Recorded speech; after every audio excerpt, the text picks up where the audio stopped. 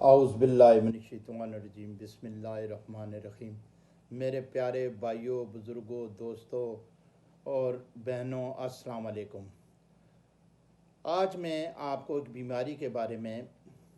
چند میڈیسن یعنی یونانی دوائی تجویز کروں گا، جڑی بوٹیوں سے، جو عام گھریلو استعمال میں بھی ہوتی ہے، کم قیمت ہوں گی۔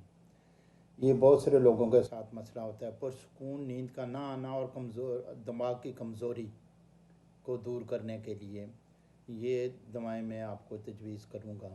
اس کی بنیادی وجہ یہ ہوتی ہے، ٹینشن کی وجہ سے بھی نیند نہیں آتی اور دیر تک نیند نہیں آتی، پرسکون نیند نہیں آتی، تھوڑے سوتے ہیں پھر آنکھ کھل جاتی ہے، تھوڑے سوتے ہیں پھر آنکھ کھل جاتی ہے۔ تو اس مسئلے کو حل کرنے کے لیے میں نے آج ایک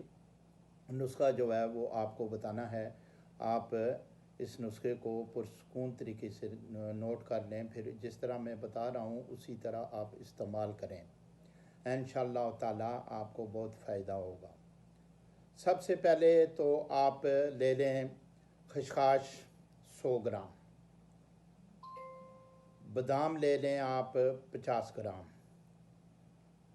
اخروٹ لے لیں، گری جو ہوتی ہے اخروٹ کی 50 گرام، استا مغز لے لیں آپ 50 گرام، 4 مغز لے لیں آپ 50 گرام، جعفل کا جو اندر گوندا ہوتا ہے وہ لے لیں 50 گرام۔ ان سب چیزوں کو اچھی طریقے سے کوٹ کر باریک پیس کر آپ ایک جار میں رکھ لیں، اور صبح سویرے آپ خالی پیٹ 1 چمچہ چائے کا دودھ کے ساتھ لے لیں، اور رات کو سوتے وقت 1 چمچہ دودھ کے ساتھ لے لیں۔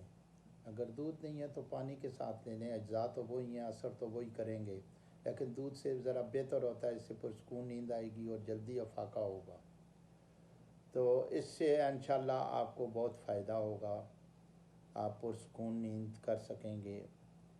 اور ٹینشن کو بھی یہ بہت یعنی کم کرنے میں بہت مددگار ہوتی ہے۔ اور جن لوگوں کو نزلہ، زکام، کھانسی اور یہ زیادہ رہتا ہے، پرسکون نیند نہیں آتی، وہ پوسٹ کا جو ڈوڈا ہوتا ہے اس کی چائے بنا کر،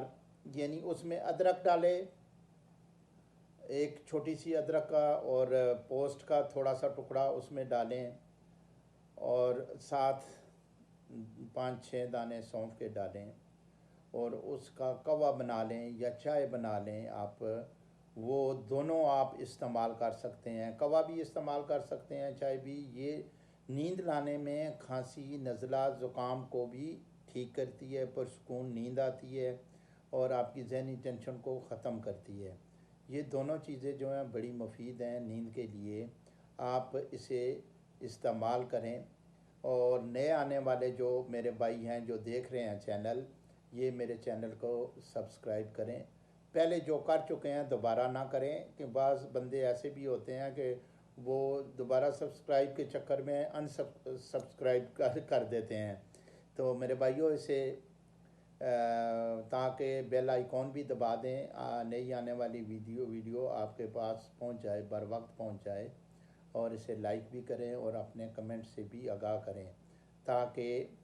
نئی آنے والی ویڈیو اور اسے میں کمنٹس کو دیکھ کر کوئی مسئلہ آپ کا ہو، کوئی مسائل ہو تو اس کمنٹس میں آپ کر سکتے ہیں، اس کے لیے میں نئی ویڈیو لوڈ کر دوں گا اس بیماری کے لیے۔